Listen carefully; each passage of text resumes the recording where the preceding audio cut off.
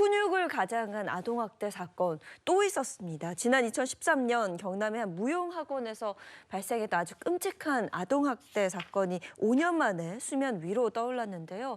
당시 무용을 배우던 학생 6명 중 맏언니 격인 19살 쥐양이 어느 날 무용학원 화장실에서 숨진 채 발견이 됐습니다. 학원에서 학생이 사망을 했습니다. 그 이유가 뭘까요? 당시 원장과 또 학원에 재원하던 학생들은 쥐양을 발견하고 119에 신고를 했습니다. 당시 원장 증언 내용에 따르면 화장실에 씻으러 들어갔는데 쓰러진 채 발견이 됐다. 아이가 스스로 자해한 것이고 평소에도 이 아이 정신적인 문제가 많았다라고 원장은 증언을 했습니다. 함께 무용을 배우던 5명의 학생들도 비슷한 취지의 증언을 했는데요. 결국 쥐양의 사망 사건, 사인 민상, 이 변사 사건으로 종결되게 됩니다. 그런데 5년 뒤에 사망 원인이 학대로 드러나게 됐는데 어떻게 된 건가요?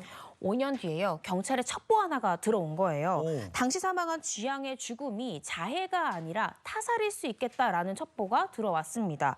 그래서 형사들은 당시 무용을 배웠던 아이들을 만나서 당시 상황에 대해서 물어봤더니 아이들이 믿기 힘든 이야기를 했다는 겁니다. 아이들 말에 의하면요, 이 당시 원장의 지속적인 학대가 있었던 것으로 보이는데요. 뺨을 때리는 행위는 일상적이었고 남자친구를 만난다는 이유로 휴대전화를 빼앗기도 했다고 합니다. 특히 사망한 쥐양아이에 대한 학대가 좀 심했는데 무용 소품용 나무 지팡이로 허벅지를 수십 대 내려쳐서 5주의 상해를 입히기도 했고요.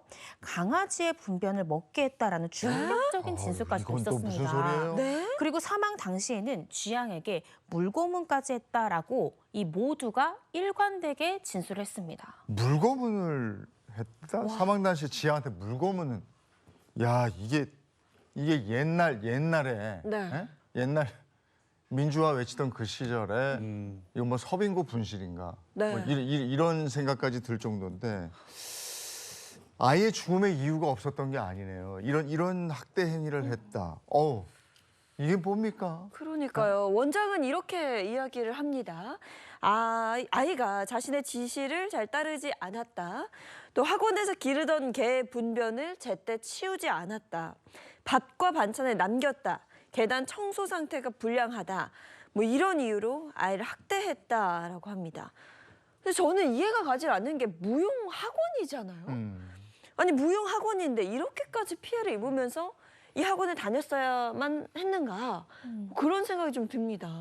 저는 이 부분이 정말로 가슴이 아픈 게요. 알고 보니까 쥐양 같은 경우에는 가정사가 있었다고 합니다. 그래서 이 무용학원에서 숙식을 해결하면서 무용을 배워야만 했던 그런 상황이었던 거죠. 그래서 무용도 배우고 거기서 청소도 하고 숙식도 해결하고, 그러니까 자신의 경제적인 지원을 하고 이 정신적인 모든 의지를 하고 있었던 사람이 다름 아닌 나를 학대하는 그 원장이었던 겁니다.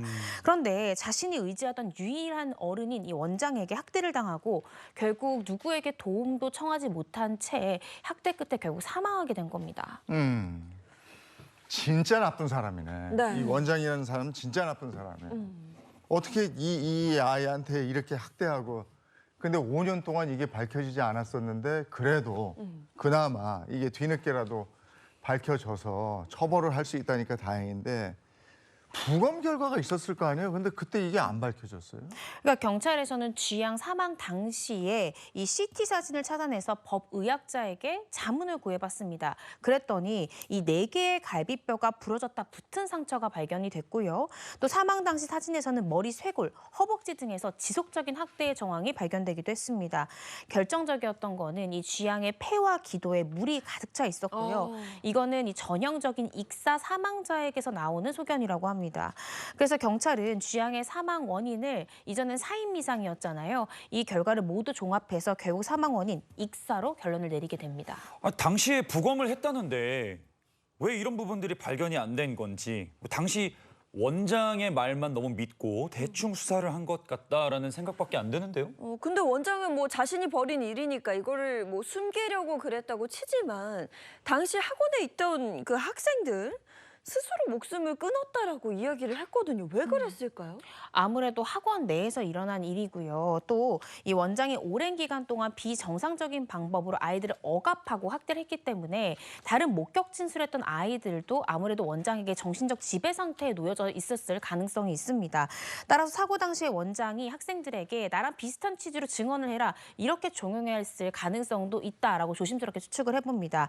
5년 뒤에 첩보로 인해서 수사가 다시 시작되게 됐잖아요. 당시에는 이 쥐양의 죽음에 대해서 제대로 진술하지 못했던 아이들이 성인이 돼서 미안한 마음으로 실상을 밝히는 첩보를 한 것이 아닌가 또 조심스럽게 한번 생각해 볼 수 있을 것 같습니다. 아니 이게 처음에는 사인을 알 수 없다고 부검 결과가 네. 나왔지만 뒤에 이제 물고문 익사 네. 이렇게 사인이 바뀌었잖아요. 그리고 이런 그 다른 아이들의 진술도 있고 그러면 이거 살인죄 적용할 수 있는 거 아니에요?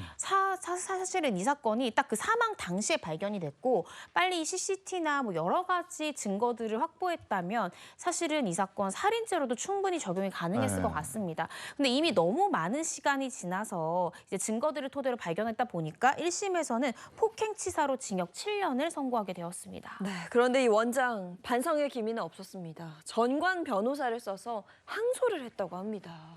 네, 그런데요, 이 형이 늘었습니다. 이 항소심 재판부는 납득하기 어려운 변명과 가학적인 행동을 한 원장의 행위로 인해서 무용수가 되는 것이 꿈이었던 피해자가 19세의 나이로 짧은 생을 마감했다면서 원래 원심에선 징역 7년이었는데 항소심에서는 징역 8년을 선고합니다.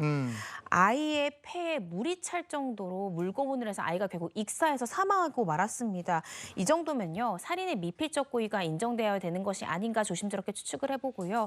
이 사건 같은 경우에도 사실은 조기에 발견을 하고 사인 미상 사건도 정말로 이 목격자의 진술이 사실인지 원장의 어떤 강압적인 증언 종용은 없었는지 이런 것들을 좀 더 철저히 좀 들여다봤다면 안타깝게 이 사건이 이렇게 마무리되진 않았을 텐데 여러 가지로 좀 안타까운 마음이 드는 사건입니다. 이런 사람들은 다시는 아이들을 상대로 하는 학원 못하게 해야 되는 거 아니에요? 네, 모두 그렇게 생각을 하실 텐데요. 현실은 그렇지가 않습니다. 2021년 기준 아동학대 혐의로 재판에 넘겨진 100명 중 단 6명만이 취업 제한 명령을 받았다고 합니다.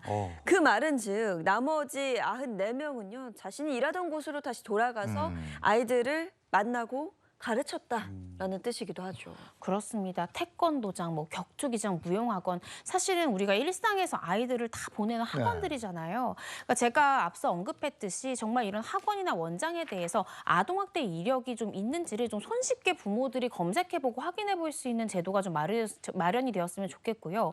또 성인이 성인을 살해하면 왜 징역 20년인데 아이를 살해하면 왜 이렇게 형량이 낮은지 아동학대로 발견이 돼서 유죄가 선고될 땐 중형이 선고된다라는 인식이 확실히 자리 잡을 수 있도록 재판부의 판결 수위도 좀 높아졌으면 좋겠습니다.